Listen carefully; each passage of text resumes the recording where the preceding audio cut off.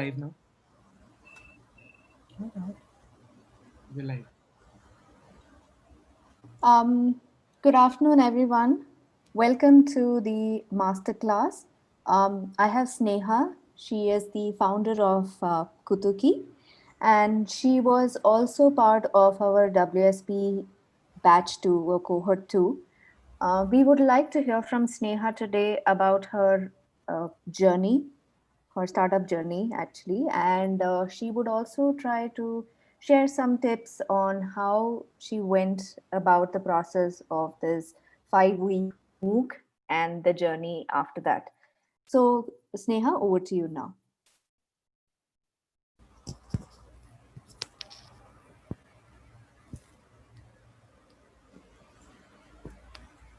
Hi, Sneha, please go ahead.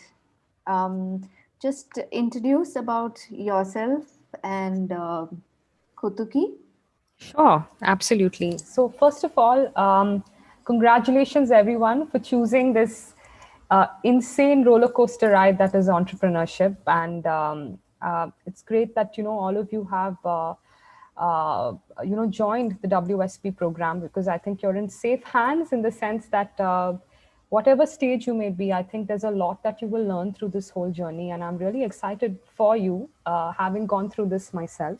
So I'll very quickly, to make this as useful for you as possible, I'm going to very quickly take you through my journey at Kutuki. So Kutuki is an early learning platform. It's an early learning app, and we are India's first early learning app that provides contextual learning resources tailor-made for Indian preschoolers. We're a team of artists, storytellers, musicians, educators, and technology professionals who've come together. And we're very passionate about bringing the world of art and technology together to make learning incredibly fun for preschoolers. We launched Kutuki in Jan 2019, but there's a whole backstory to that, before the launch. And today we have about 300,000 mothers using Kutuki across the country, as well as over 130 preschools across the country who use Kutuki every day to get new ideas, to even expand their whole curriculum in the preschool segment. And we have content around STEM, phonics, life skills, nutrition, health and hygiene, a whole bunch of things that are done in a really fun, creative way. So before we launched Kutuki, I just thought I'll tell you a little bit about myself. I'm an LSE graduate. I have spent a significant amount of time in the corporate world. I was heading fairly senior positions there, had a very cushy job. But at the side, parallelly, I'm also a musician. I'm a trained classical singer, and I've been singing since I was 4 years old. And music has always been a very important part of my life. And it has also been a very important part of my co-founder's life, who also happens to be my husband. And we both of us have very similar stories. He went to ISB. He was in consulting stints in very large corporates, and but he's also a musician. He's a trained violinist and a guitarist and an audio producer. Somewhere along the line, we felt that we've always had this entrepreneurial itch, and we were very clear that we wanted to do something in the creative arts, and in a way that it's done at scale. That's something that we were really interested in doing, but the hows and the whats were things that we were not sure of when we started out. We believe that to really understand that, what really motivates us in the creative arts and music in particular, we have to sort of move away from our regular day jobs and really spend time immersing ourselves in this. So we quit, both of us actually decided to take the plunge, and we quit our jobs, and we plunged into the world of music. And we were creating music for a long time, and we did all kinds of things. We trained ourselves and upskilled ourselves as audio producers, where we were producing music for documentary films, for regional dramas. We were doing podcasts. We started making signature tunes for really large corporates, like Nestle, Harman, Diageo, etc. We were doing a lot of, ad campaigns for them. We were also performing musicians. We had the opportunity to perform with some incredible artists. Some of them who were in fact Grammy winners. We were really fortunate to have had the chance to perform with them. Uh, During that journey, we also started teaching music. So I spent a lot of time teaching music to young children, and I think during that whole time, I spent teaching music to about, I don't know, 500, 600, maybe 1,000 kids, over time. And it's that journey where, we were using music to teach and using music, as an innovative way to sort of, trigger the curiosity of children. It's that journey that took us to schools, and specifically preschools. And when we went to preschools at that time, we heard from so many teachers saying that, you know what, even today, this was in 2017, even in 2017, we're still singing Baba Black Sheep, Twinkle Twinkle Little Star, right? Chubby Cheeks.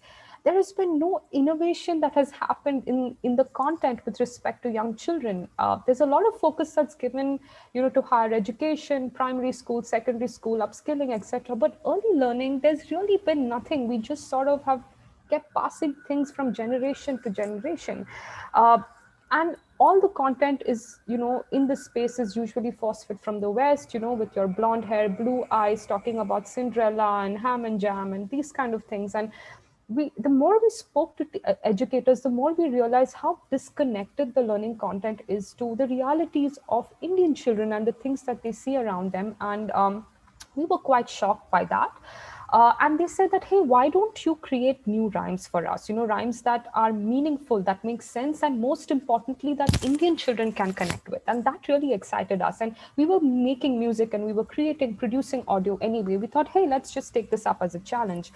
And we started composing a lot of rhymes for kids. And I remember, I think we wrote about 20, 30 rhymes just for this project alone. And we decided to share them once they were produced. We decided to share them with the school. I went to the school and sang them myself for the children. And it was a huge success. And the thing with this is, uh, you're validating this with young children, right? And young children don't have a filter in that sense, right? Like if they don't like it, they don't like it. They will just run away. If there's no question of, sort of mollycoddling them or whatever, right? Children in this age group, if they don't like something, they will not, sort of, waste their time with you. But the response was great. And that's very honest. It's very honest feedback. Um, that's when we started thinking about this problem in this early learning space, right? And we started doing a lot of research. This was in the latter half of 2017. We started doing truckloads of research. We were reading, we were talking to more and more educators, we were talking to parents with kids in this age group. We spent a lot of time just shadowing teachers as well, just observing how learning happens. And the scale of the problem was just shocking for us, when we realized, while doing research, we realized that there are 200 million children under the age of 7 in India, and about 40 to 50,000 preschools to cater to their needs. And that was absolutely shocking to us. And we realized that the matter was much worse in tier 2, tier 3 cities. And let's not even talk about rural India. It's in tier 1 cities itself, there's such a huge problem. I'm sure so many of you, who have children who have experienced this journey, you would see that there are 10 preschools across your street, but every preschool provides a very different type of education. And there, a child coming out of, say, preschool A might be able to read a whole paragraph, by the time they reach first grade, but another kid can barely speak 2 sentences. So this doesn't really come, and a lot of it also is probably because it doesn't come, up. It's only in 2019 that early learning has got its focus in the national education policy, but until then, early learning was not really a focus at all. And so one is the lack of access to good early childhood education through preschools. And the second was the content itself. We felt that the content was really lacking any innovation. It was lacking any kind of connect with Indian children that Indian children can learn from. And in this age group, a lot of research suggests that it's really important that you start with the familiar, with what kids see around them before you move on to adding newer knowledge. When children are suddenly exposed to books that with children and families that don't look like them, that don't speak in their language, that talk about preferences and food items that they've never seen in their lives, this can be very confusing, not only from a learning perspective, but also from their self-esteem. this was an aha moment for us, and this is where we realized that, my god, this is a huge problem. It's not just about nursery rhymes or just, one small specific issue. It's a much larger issue that permeates throughout the country. Now, how do we solve for such a problem, right? It's such a huge problem. And this is where I think a lot of you are, in terms of idea validation. And in 2018 is when we realized that children are also at this stage, very visual learners, and we realized that it's important that we complement our audio content with visuals. And we decided to start hiring a visual artist to come and work with us to bring our stories and songs to life. And again, while all of this was going on, we were constantly testing what we were doing, because ultimately the thing with content is that there are so many sort of perceptions, and there are so many so many ways in which one can view a piece of content, right? Some people may love it, some people may not like it at all. And for us, it was important to understand that a lot of people start liking it, because if they don't like it, then doing anything else around this really didn't make sense. So our proposition was, the way when we thought about Kutuki, we thought that the first thing that we need to do is solve the content problem. It's really important that we create really great quality contextual content for kids that kids love, parents love. And the second thing was to make this content accessible to parents and children across the country. So these are the two things that we had to solve to really be able to hit the nail on the head in terms of this early learning crisis that we were talking about. So we believe that we should, whenever, at least this is something that I've really learned, is that we decided to start from our place of strength, which is content creation. We were not very strong on the technology side, so we decided that first let's get the content in place. Let's test the content out and see how parents, educators, and kids are receiving this. Because if our content didn't make sense, then it really didn't matter what fancy, technology we built, what kind of platform we built. None of that would have mattered if people didn't like our content in the first place. Content creation is also extremely expensive. It's very expensive. Um, while we were parallelly talking to parents, educators, and children to test a lot of these things, we also started speaking to a lot of people who have tried to do something in the early learning space. So now, for those of you who are familiar with the education landscape in India or the edtech thing, I mean, everybody's saying edtech is hot right now. All the funds are, being routed only to edtech. But early learning is still not I would say for a long time, it was not something that was on anybody's priority. Anybody's priority. Everybody was moving towards, like I had mentioned, primary, secondary, upskilling, you know, uh, professional training and things like that. But nobody really focused on early learning. And that is where we felt that it was a really, really wide space. So we decided to hunt for people who have tried to do something like this. And we spoke to a lot of people who've tried and who have failed. Some of them who have sort of pivoted and done something else, but they started out with early learning, and that really helped us a lot in sort of not repeating the mistakes that they made. So, for example, one of the things that I remember somebody telling us, that they wasted a lot of money. They decided that the only way this is going to work is if we have a large library of great content and things like that. So they spent a lot of time outsourcing content creation. In fact, they also outsource their tech platform, and what they were focused on was on the business side. But the big problem with that approach was that there was no way for them to test and know if the content that they were creating was working at all, if it made sense, and if that was the prevailing sentiment across a large group of people, rather than just a few people. And outsourcing content, if you yourself are not a content creator and if you have outsourced content, you have no control over the process itself, right? You don't know the absolute nuances. Okay, for example, what character works, or what kind of theme in a story works, or what kind of melody in a song works, or what features in a character works. What are the themes that kids in this age group are excited about? I mean, if we go back to the way we learned in preschool, I mean, I think our understanding of preschoolers today is absolutely obsolete. I've met preschoolers who know more about space than probably all of us in this call, all of us put together in this call. So uh, kids these days, they pick up so much and they know so much because they're exposed to so many things. So this sort of, when you outsource things, that's when you've moved away from the process. So we realized from day one that we are not going to outsource this, we are never going to outsource this. And that's when we decided to take a call of starting with content. um, the first 100 stories and first 100 stories and songs were written by me. I wrote them personally myself, testing, checking at every step. uh, uh, Bharat, produced all of them himself.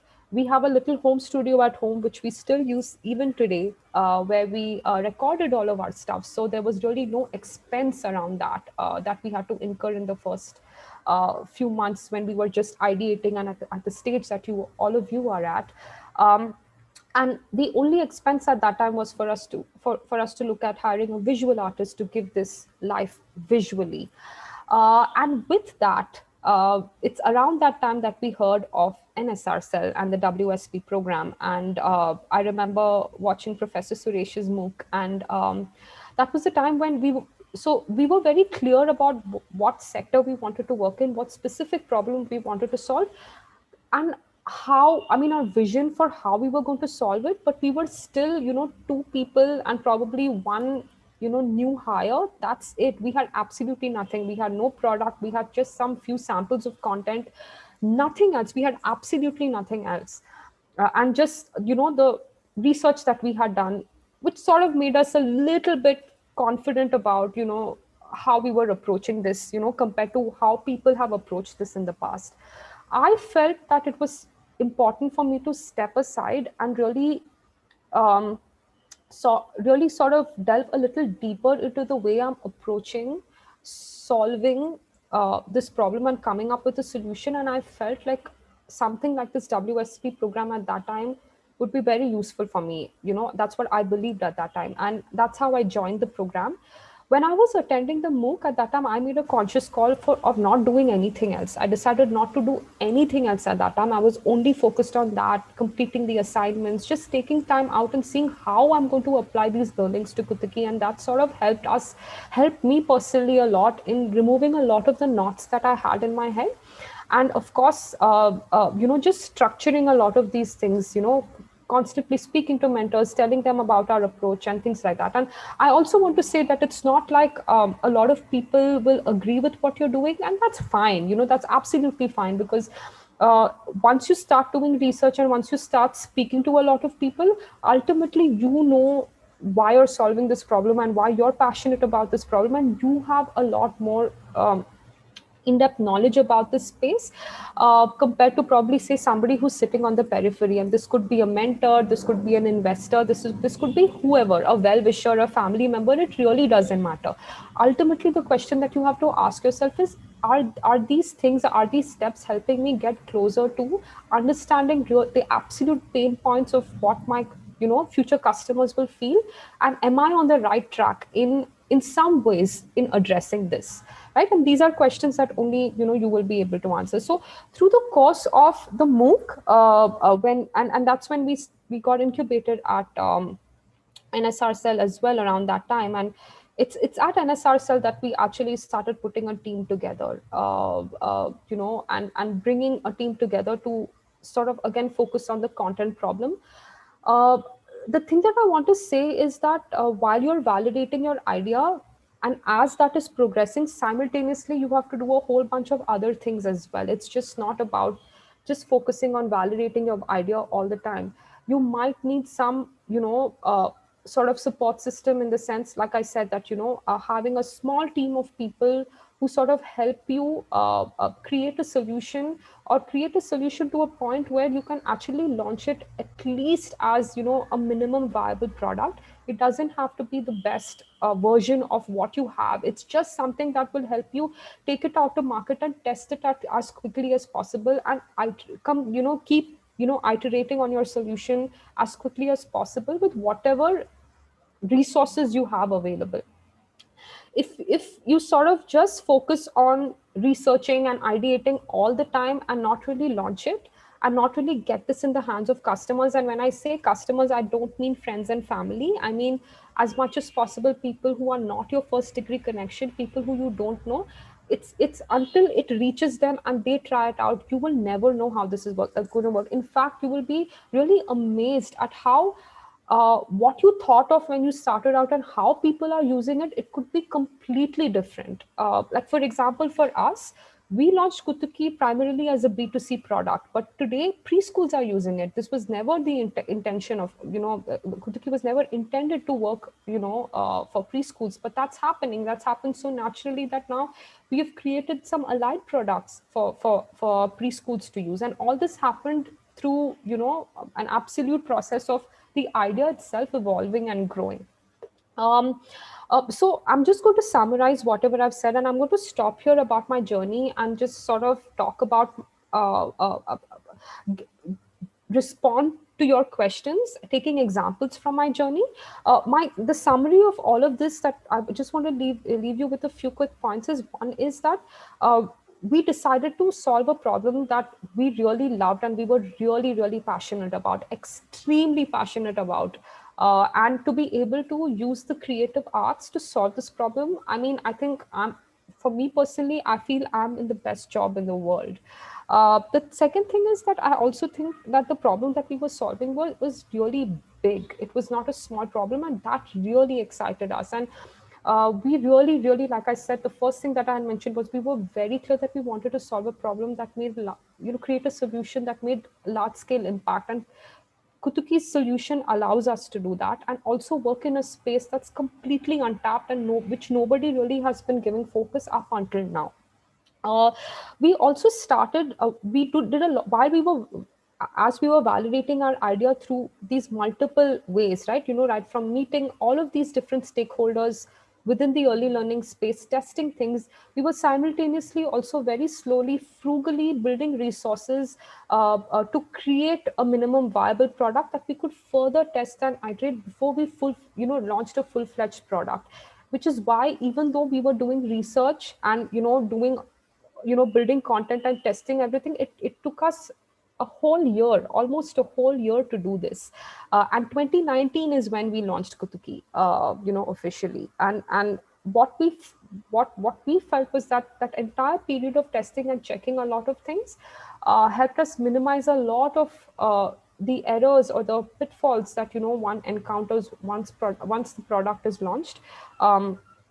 It sort of helped us in that journey. The other thing that I also want to say is that we started building a solution from a place of strength, in the sense that things that we felt strong about, which is the content process, we started there rather than focusing on technology, because that was something that was not our strong suit. When we knew for sure that our content is working and our content is really something very unique from what is available in the market, and that parents would pay for this and pick up a subscription to watch this content, and are waiting to find alternatives to, say, for example, YouTube. That's when we decided to really push the pedal on creating the product itself. uh, Even when we launched Kutuki, the product was very rudimentary. I mean, today this must be, I don't know which iteration of the product, but when we started out, it was absolutely bare bones. The engineering resource who we hired was actually a shared resource at NSRCell. This person was working not only with our startup but also with another startup. And that's how we launched the first version of Kutuki, which was absolutely bare bones. It was not a fancy looking product at all.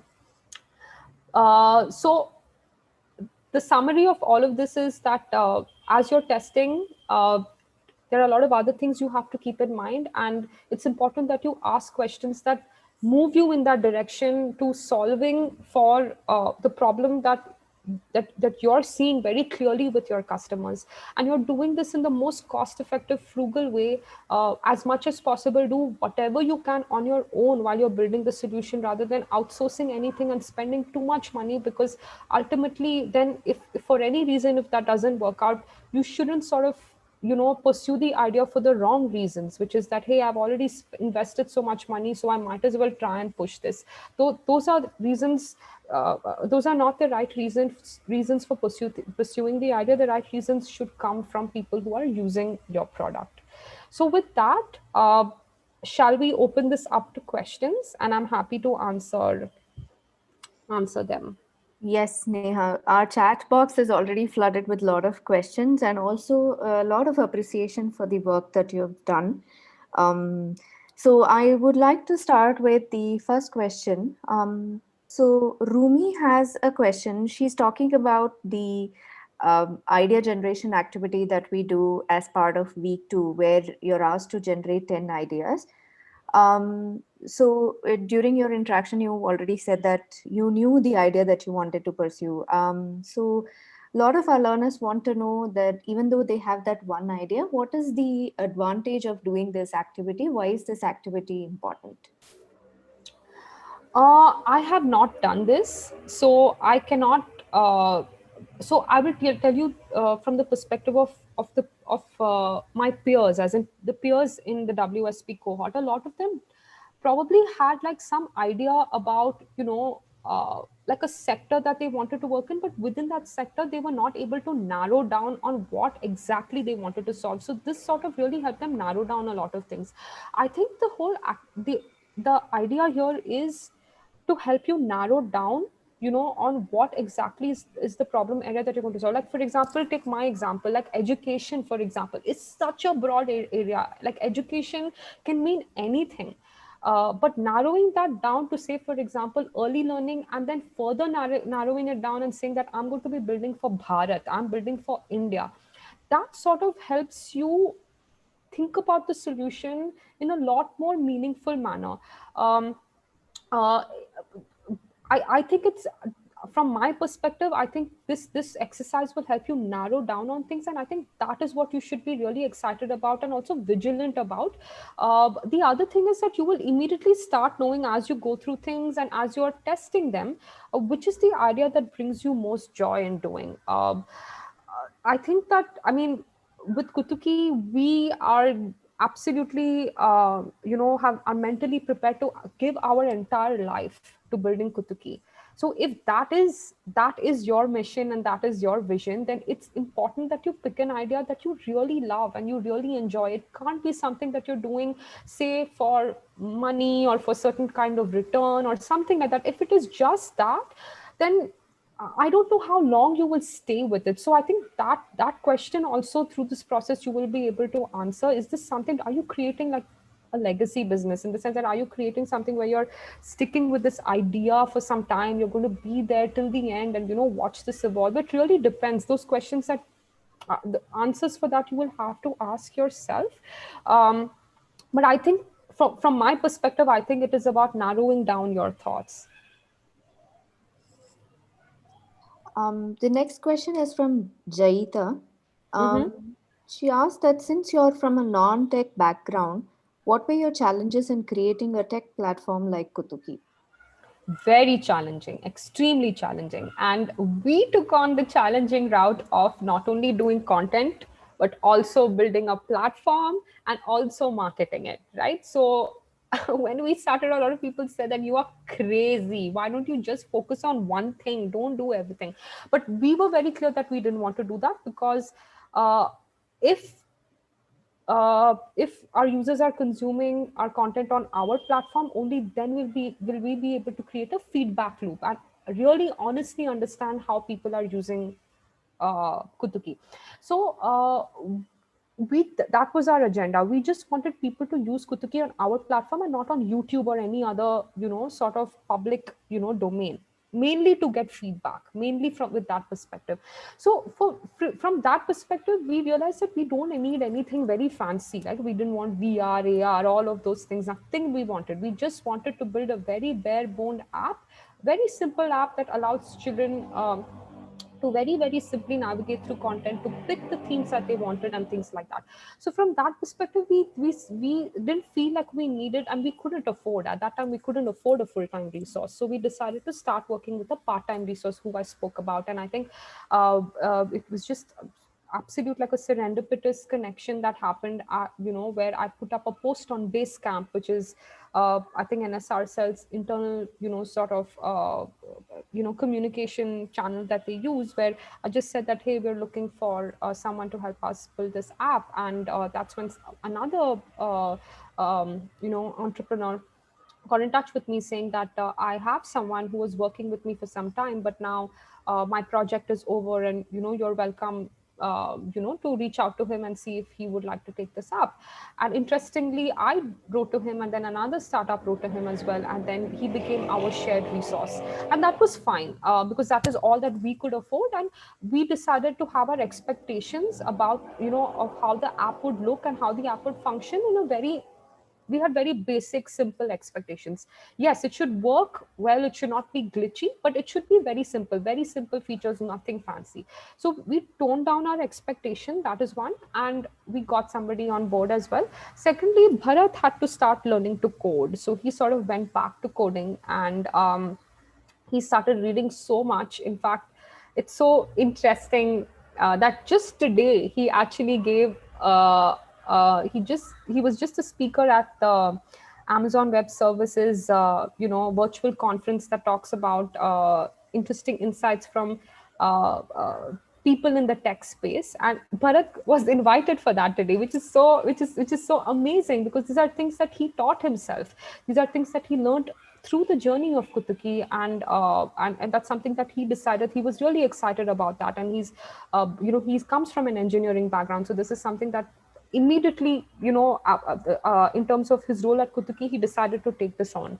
So I think having a co-founder helped. I mean, I take that for granted, to be honest, every day, because he's my husband. But I think having somebody, uh, I mean, the ideal situation would be to have someone who sort of has a different skill set from yours. So I handle, for example, curriculum content.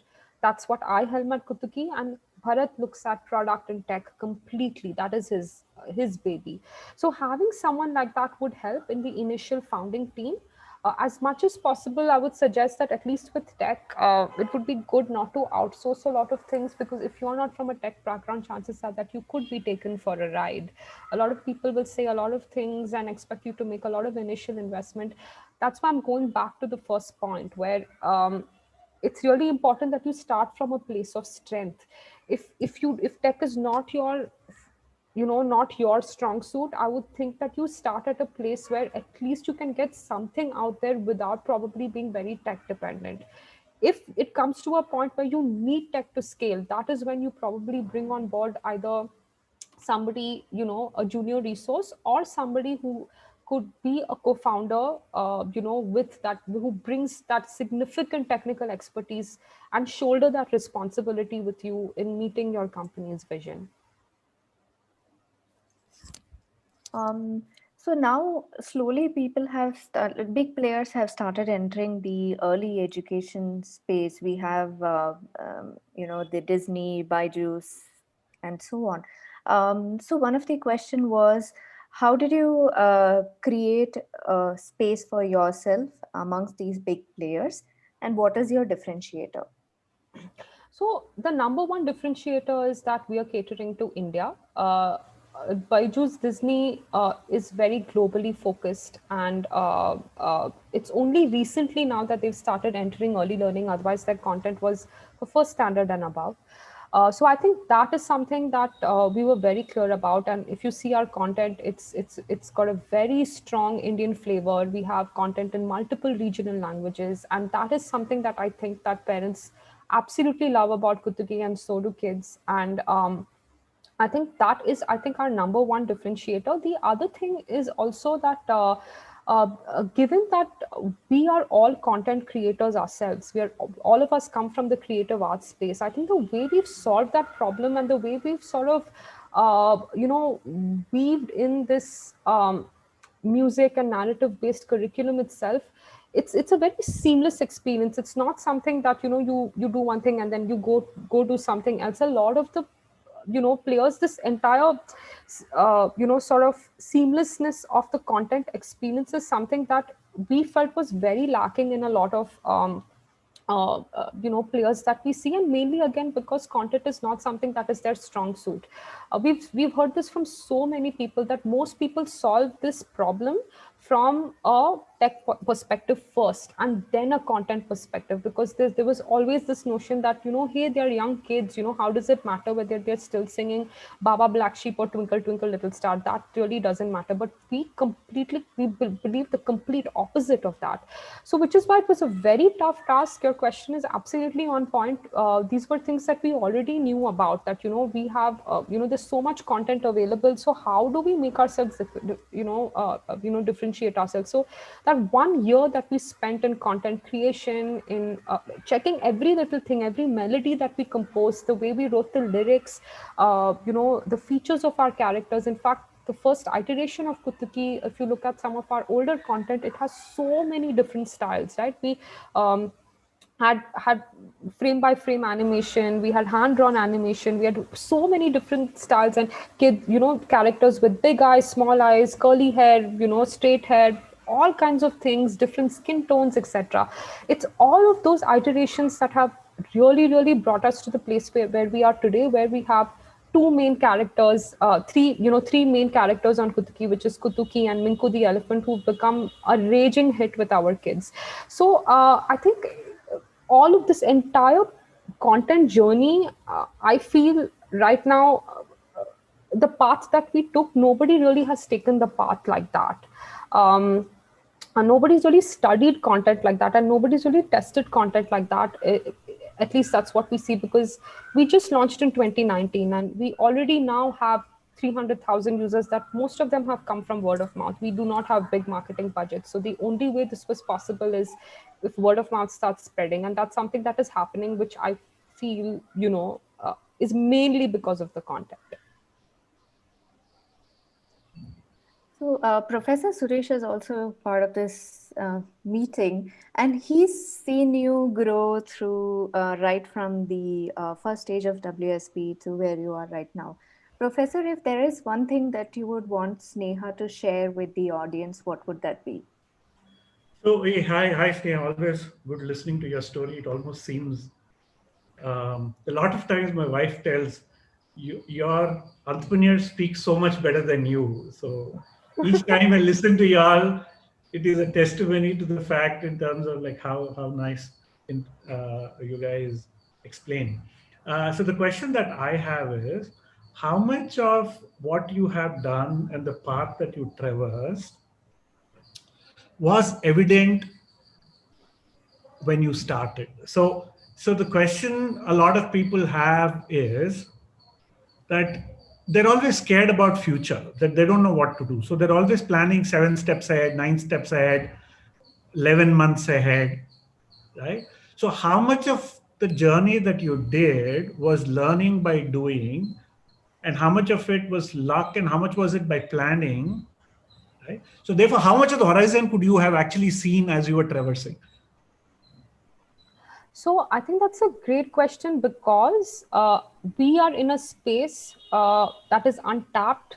It's uncharted territories. We don't have anybody to look at as a reference point. Most of the players who've tried to take the path that we did, which is focusing on content, on tech, and the entire gamut of the whole product experience, mostly come from the West, right? Like, for example, if you look at Sesame Street, you look at ABC Mouse, a lot of them, right? Like, very, really nobody, no Indian player who's created, like, say, original IP content, just like how you say you remember, like, Cinderella, is there anybody who remembers, a strong Indian character in this space?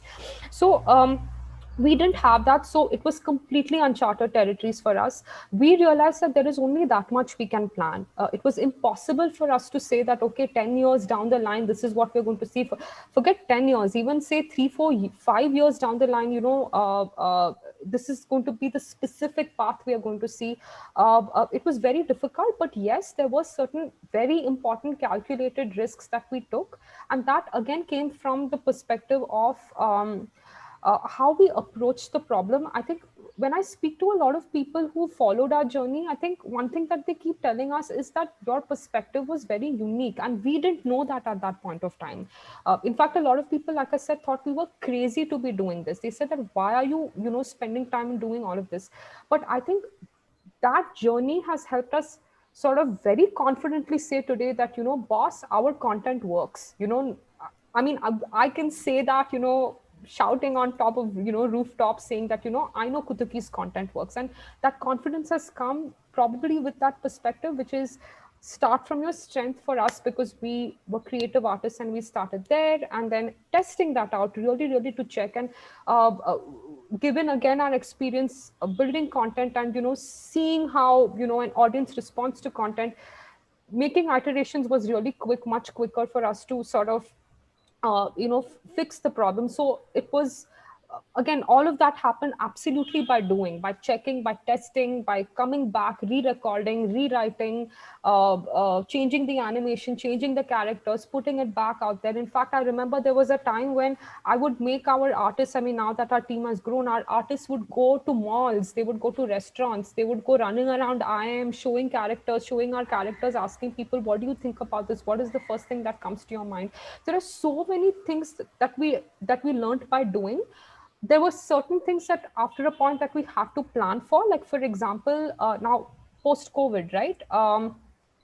Nobody would have expected this. And what this did was it brought a lot of users onto Kutuki. Our platform is still extremely simple. It's very basic. It's not very fancy, but we were very clear that in that simplicity, we wanted to make the experience very efficient. And lucky for us, we were able to manage that surge very efficiently, because the last thing you want to do is give a bad product experience to somebody. So we started revamping our architecture also to be able to manage that kind of surge, very, very seamlessly, and change some of our features, etc. So there are some things that we could plan, some things that we had to just do in the moment. There were some things that we had to sort of create our own path to figure out what that journey is going to be. uh, it's very hard for me to say one thing or the other, and it continues to be that way for us today. I cannot predict and say something for certain, because I think that's the exciting thing about being an entrepreneur, that it sometimes pushes you in directions that you never expected. I don't know if that answered your question, Prof. No, no, it did in a way that you had a stance, but you always let the market or customers test that stance and change that stance based on the feedback that you were getting from people, right? So you were, and then you said you started from your strength. So instead of trying to develop an app, you want to get the content right, you wanted to get the stories right, you wanted to get the characters right. So do something which is what is your strength, work from there. But from a vision, you said you haven't changed your vision, but the way in which you operated always changed, in the sense that you had people coming in, you have suddenly Prime Minister mentioning you. So all of these mean that a lot of stress, right? Well, it's a good thing, but you could have collapsed, Absolutely. right? So to an extent, I quite like the fact where you say that start with your strength and slowly move and make those that are not your strength also your strength, right? And if you have somebody like Bharat who's putting his attention to learning something new, right? Um, so what was little bit foolish thing that you all did in hindsight that you could have changed? I think, again, it, one of the things that we've been very frugal with is marketing and positioning ourselves, and that's another big piece that a lot of people say. And I mean, we've seen that over the years that with respect to content, how you position yourself as a brand is also really important for people to start getting familiar. But we didn't have big money. We still don't. It's very difficult for us to sort of do that. But I think that was something that a lot of people felt was required, that we should have somehow focused on that. Anyhow, we should have probably been smarter about it, or, focused on that a little bit more. And again, we don't have a marketing team. I mean, a lot, all the social media posts that you see today on Kutuki are still personally handled by me, because these are things that we did not want to spend any money on. We really wanted to focus on the foundation of Kutuki, the absolute ABCs of Kutuki. But I think that is something that I feel would have helped probably get a little bit more visibility for Kutuki early on. It's now that this is happening again. I don't know. I cannot say whether that is right or whether that is wrong. But at that time, we could not give focus. But a lot of people, like even today, when I sort of call some of our subscribers, they said, "Hey, I learned about Kutuki only after PM Narendra Modi spoke about Kutuki. Until then, I didn't know, and I was so surprised that I have never found an app like this." So from that perspective, I think we could have sort of like started this, earlier. But now we have a very strong, marketing focus. We brought somebody on board specifically, for growth, to look at that in a big way, and that has become like a well-oiled engine. But the point that I'm trying to make is that there are some things that you really feel like you should do, that you have to do, to be able to position your brand in a certain way. But certain times you can't, and you have to deal with the consequences of that. If that means that you're going to get less customers, or people are not, you're going to not be able to position your brand as quickly as you would like it to be, those are consequences you have to deal with it, and deal with, and you have to sort of navigate through that in some way. But that is definitely something that I feel like we, unfortunately, for whatever reasons, because we were cash strapped, that we lost out on that opportunity very early on. But strange that you are to say it. You were down on Bannerghatta Road and never heard of IIM or WSP.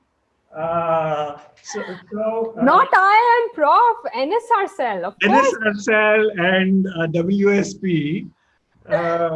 See, So yeah, that's finally, also because you're focused on the foundation of things, right? Like it's all word of mouth, right? I'm sure a lot of people who joined this platform have joined through, some entrepreneur telling them, "Hey, you should go join this course." I'm sure that would have happened. yeah. Okay. So some of the people were asking, how has NSRCL and WSP helped you? So please tell lies, do whatever, but give a good picture.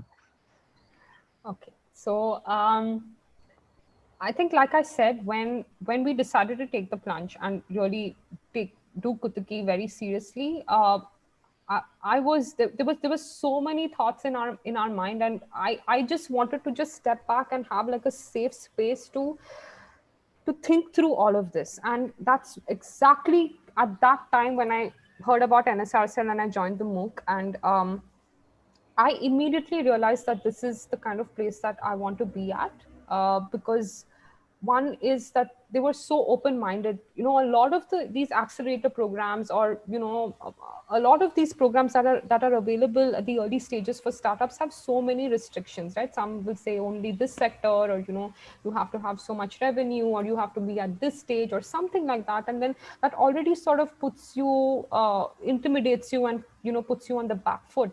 But here there were no restrictions, and I had never come across a program like that. They said it doesn't matter who you are, where you're from, what idea you have, it really does, what stage you're at, it really doesn't matter.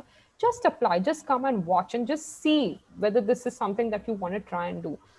So I think that attending every single MOOC and completing those assignments really made me feel very confident, and calmed me down a lot. And then the when the boot camp happened and I met so many women, it was so exciting to see people from uh, remote towns, small towns, coming and talking about their ideas, and the whole energy of that whole experience was amazing. I don't know whether that's going to be possible, with this cohort with COVID and all, but I think the boot camp was very exciting for us, and also that was the first time that I had ever spoken in public about Kutuki. Otherwise, Kutuki was always something that was either in my head or something that Bharat and I would keep talking about, but never had I gone out and in public say that, hey, you know what, this is an idea that I feel this is a big problem and we should solve it. And I believe that we have the solution. And it had never happened. That was the first time. And that itself, talking about it over and over again, and you representing that idea and standing by that idea in itself gives you so much confidence. We met a whole bunch of mentors at NSRCell, some of them who absolutely didn't agree with that idea, who didn't like it at all. Some of them, were, sort of didn't understand it. Some of them who got it, some of them who were open-minded about it. So you met a whole bunch of people. And again, that prepared you for the kind of reactions that you will expect as an entrepreneur. Nobody's going to come and say, hey, this is amazing, and things like that. Everybody's going to look at it, through different lens of skepticism. So I think that sort of helped me also, uh, uh, you know, uh, define, what our value proposition is with a lot more clarity over time. Also, this is where we built our team. My team right now is spread. We're all working remotely, creating content, and they're all over, not only in Bangalore, but they've gone back to their hometowns. And every other day I will get a message saying, when are we going back to NSR cell? I don't know if NSR cell will allow us anymore, because we are absolutely overstayed our visit. But I think it's just being there, being around so many entrepreneurs, talking about entrepreneurship 24/7, and that's all you talk about. And it just sort of makes you feel like this journey is not as overwhelming as you thought it would be when you started out, probably all alone, all on your own, or maybe with like a small group of people. So these are all things that were very important. Everything that we built, our product, our team, everything happened at NSR Cell. When we came to NSR Cell, all I had was just a deck. Literally, that's it. I just had a pitch. I had no product, nothing at all. But from then to now, to see that whole journey and to see that, I mean, when I think about where it all happened, I mean, there's no doubt in my mind, in the sense that that all happened at NSRCell. So, just one more or less the last question. So, how would you suggest the participants do customer interactions due because of COVID? Have you all been doing any experiments during the COVID time to figure out what customers want? Do you have any ideas, any suggestions what they could be doing in the next few weeks? You all were around, you could go meet people, but since that's not possible, any ideas or any experiments that you all are doing? Sure. So, so one thing is, going back to the point of, us having built our own product. I think within the product itself, now we've started building a lot of customer interaction possibilities. Like, for example, we have a referral system built in within the product, which tells us whether people are referring Kutuki and how that is growing. So that sort of is one way of testing, how Kutuki is working.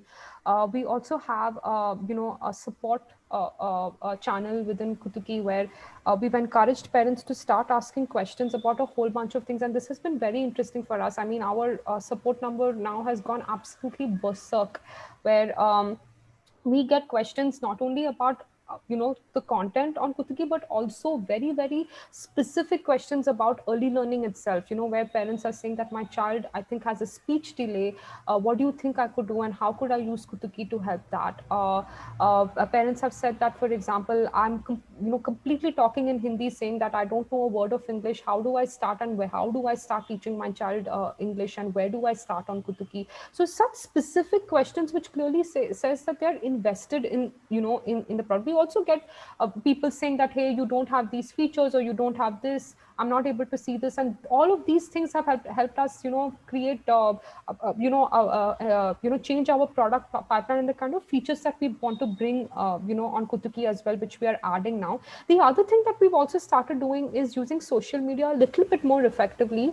So Facebook has started this, Facebook groups now can turn into social learning groups. Now, what this means is this is something that has happened very recently. What this means is that within a Facebook group, you can add different units. Like, say for example, now I don't know. Say if you are an e-learning company and you want to sort of test, a video, that you have created, you want to test that with a close group of people, like say a group of students, or it could be professionals who you want to, sort of share this with. Ultimately, this allows you to create these units and allows everybody to consume that in phases. Say for example, unit level 1, unit level 2, unit level 3. And we've started uploading a lot of, so we wanted to add a new feature on Kutuki where we get kids to do a lot of art and craft activities at home, as well as STEM based activities, after looking at, say, a tutor or a mentor, demonstrating this. And we wanted to see what the response is, because so far we've always had animated content, but we wanted to bring in a human touch to that as well. And that was a great place for us to test this out with absolutely no cost, because we have about close to about 1,500 members in that group who participate. So the goal for us was to see whether this activity is working and whether kids are trying this activity out and how are they trying that out. So this is happening, and we're going to add that new section, on Kutuki. So these are just a few examples that I would, like to give. What I would think is, some of the things that you could keep in mind is, if you have, say a service that you want to provide, one of the things that you could start doing to reach out to more customers, beyond surveys, is to maybe create a very simple landing page where people can start getting in touch with you. You don't have to create like fancy websites, nothing at all. Forget about all that. Just a landing page where you have some basic information about what is the service that you're offering, a phone number, and a very, very simple CTA, which is a call to action, where if somebody sees this, what is the next step, so that even if you don't give the A to Z of everything that you're offering, the fact that if somebody pings you or messages you or reaches out to you after seeing that landing page, it means that there is some kind of interest that you have piqued. So this is absolutely zero cost way of sort of putting your presence out on the internet and reaching out to more customers. The other thing that I would also think about is the use of WhatsApp groups. I think that is again a very untapped, I think, free resource, which again a lot of people don't really use very effectively. But this can be, like, for example, Dunzo started on WhatsApp, right? Like Dunzo completely started on WhatsApp, and only when things became like the number of requests increased, and when they really knew that they had to scale, is when they start sort of moved on to the Dunzo platform. But I think using WhatsApp groups again to start spreading word of mouth, because WhatsApp is a platform that everybody knows how to use. There is no learning curve involved in them using that platform. So I think if through that you can build like a set of people who really are waiting to use your product and recommending your product to other people, that in itself will be such a great way to validate your idea. With just 200 people, like I think WhatsApp groups have a limit of 200 people. So I think you can just test it with those 200 people, and that is more than enough before you actually launch your big, fancy product that you want to launch whenever you do. Um, uh, the last thing that I also want to say is that please reach out to people who you can collaborate with. I cannot stress on this enough. Kutuki's journey, with everything that we've done, we've been so open to collaboration, and even today we collaborate with so many people constantly. People who sort of have become resellers of Kutuki, people who we've partnered with. We started a rewards program by partnering with other brands on Kutuki. We did a whole bunch of things through our entire journey, and these collaborators will stick by you, stick with you, through your entire journey. So I think if you can piggyback on someone else, if you don't have the bandwidth or the resources to be able to say, create something. Maybe you could have your product on somebody else's platform, and that's fine. If you have to give them like a big commission or any of that, it really doesn't matter at this stage. What matters is that you get your product in the hands of customers. So if it means you have to piggyback with a collaborator, please go ahead. I think that's a great opportunity which you should not miss. Thanks, Neha. A whole bunch of questions in the chat. Maybe if you have time later, you I'm can. ha- I'm happy to take some of them if all of you have time. Well, probably then you could talk about co-founders a bit, right? Like you have a very, very good co-founder who listens to you, He has no does. choice.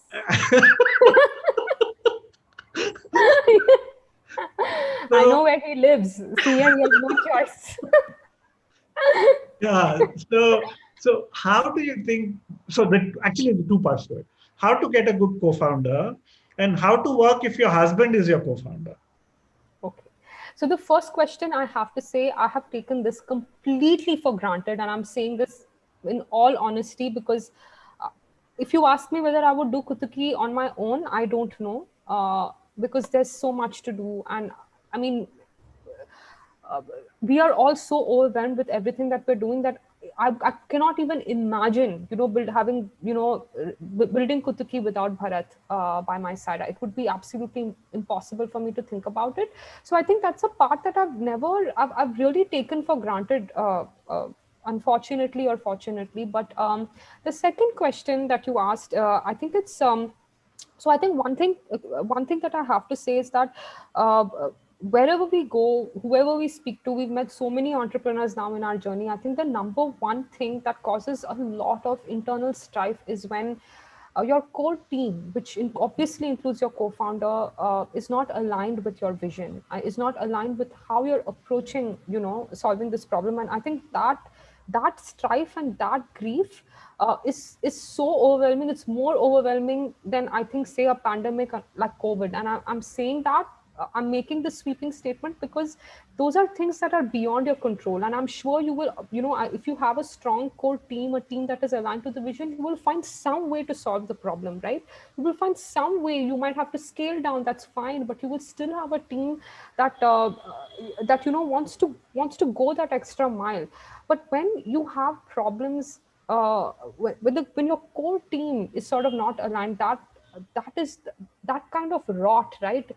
It's very hard to sort of move with. And we've seen so many people we know, very good friends who we know, who unfortunately had to shut down their startup because of co-founder conflicts. So I think this is something that you have to tread very carefully. If you, this person who you bring on board, or who you call who you give the position or the designation as co-founder, it's somebody who you have to trust with your life.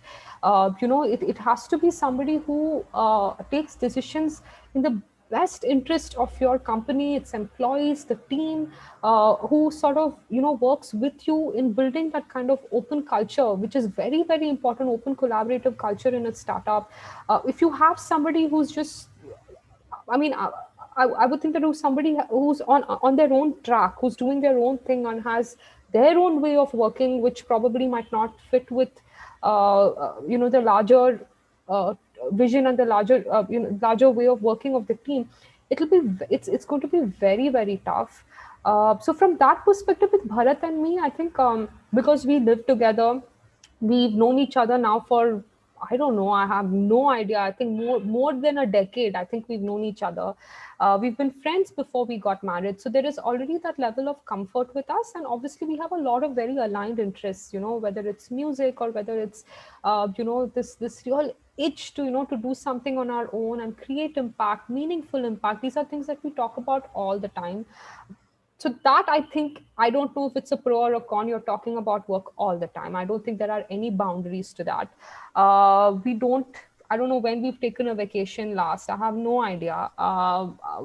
You know, uh, so these are all things that there are a lot of boundaries that are blurred. But as far as work goes, we also have set very clear boundaries in terms of who looks at what. So I, for example, look at content completely, and Bharat, will sort of come in here and there, but this is my job, and I'm like the HOD of content, and nobody messes with that. Similarly with product, that is completely Bharat's baby. So say if I get really excited and say, hey, let's add this feature on Kutuki, we have to add it, Bharat would be like, please, hold on, we need, there are certain things that we have to complete before we go there. And I absolutely trust that judgment, because he's completely sort of dirtied his hands in that entire product journey, and he knows, he will be able to take that call best, rather than me imposing what I think would work best. So these are certain boundaries that we've tried to create while we're while we're working together,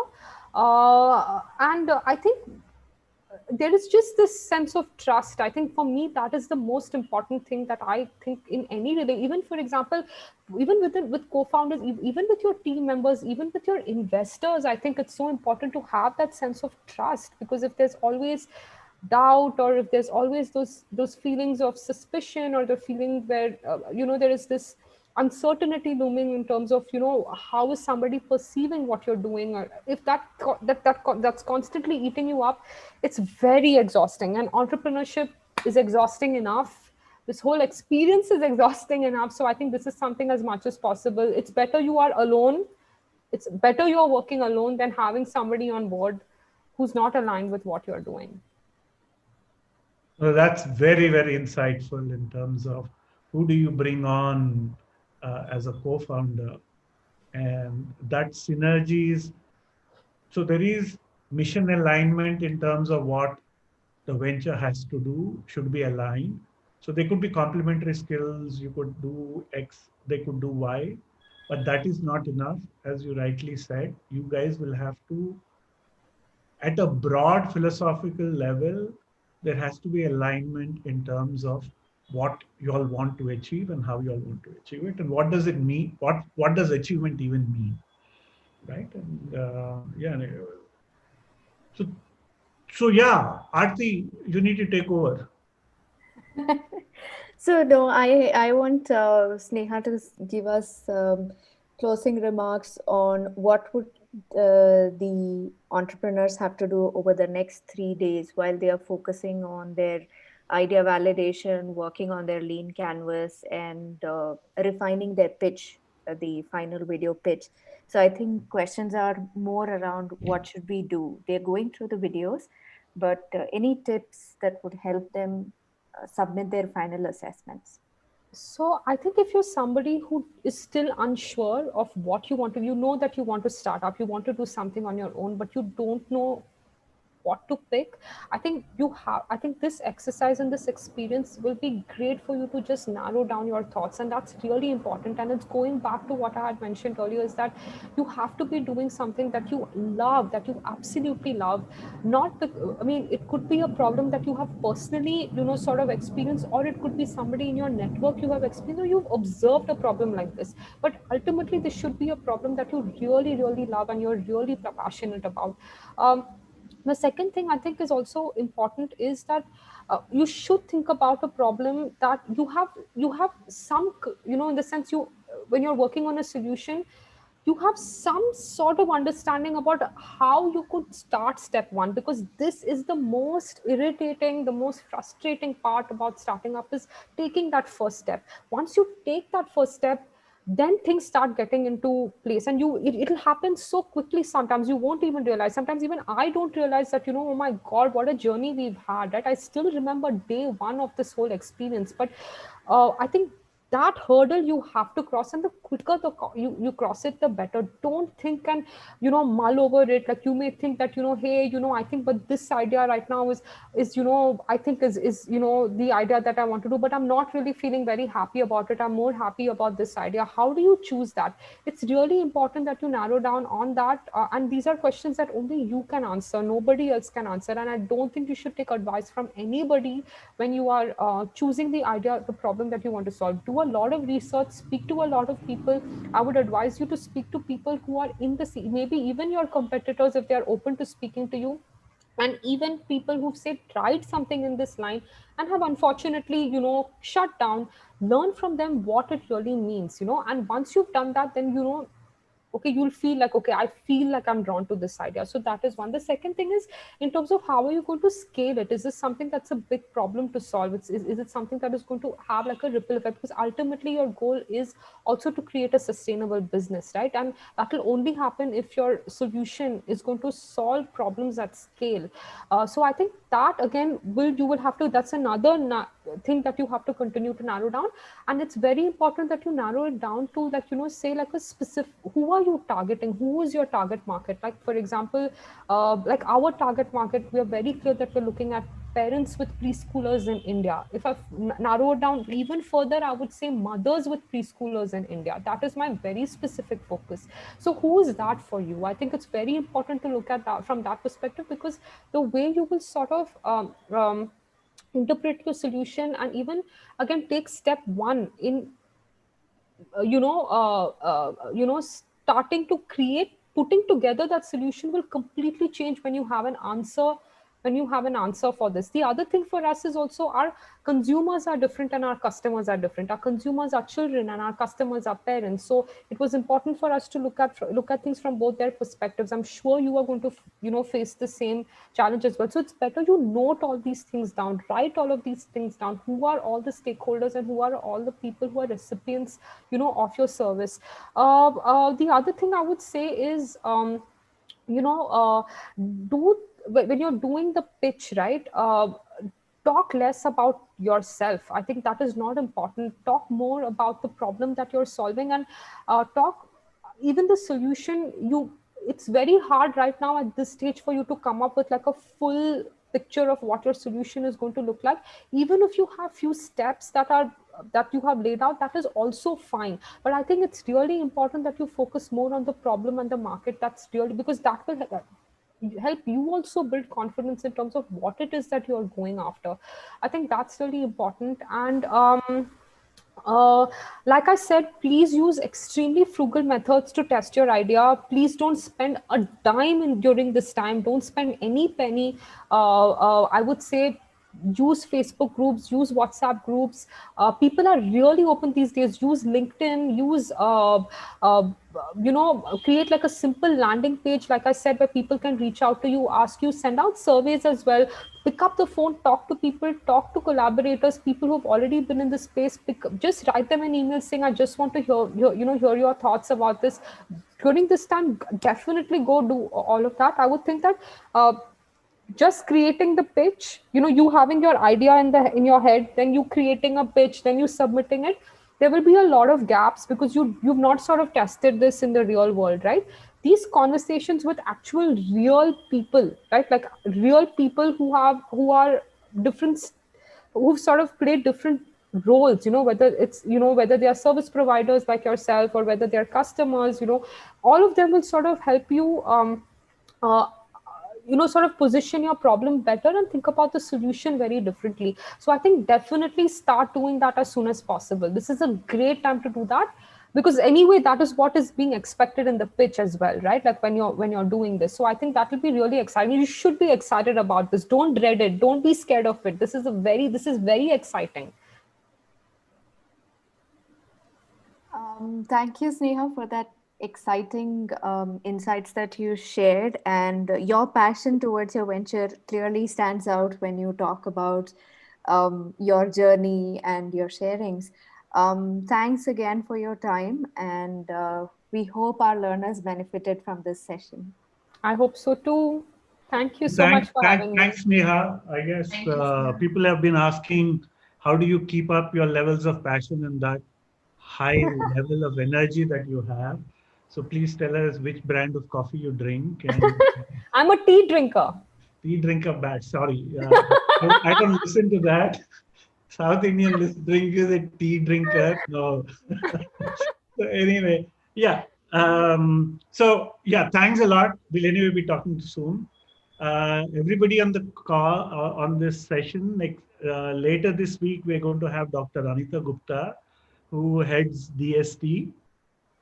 She's been the one funding us all along. This year, because of COVID, they don't have resources, but early next year, I guess we can apply for the program again. So she's going to come up She has a lot of inputs in terms of how ventures are being run across the country. They have incubators across India. So we could start to know about what are the resources that you all could use in order to develop your venture, right? So it would be interesting perspective to hear from, given they have been giving out hundreds and hundreds of crores of rupees to develop entrepreneurship in this nation, and she is passionate about women entrepreneurship. So yeah, we'll send you a mail. Meanwhile, I quite like what Sneha ended with, saying that this is the time where you should have fun. Don't be tense. Don't be tense at all. Like call up people, send mails. This is not the time to say, "Oh, I'm kind of straddled with a lot of thoughts." Right. So with that, all the best.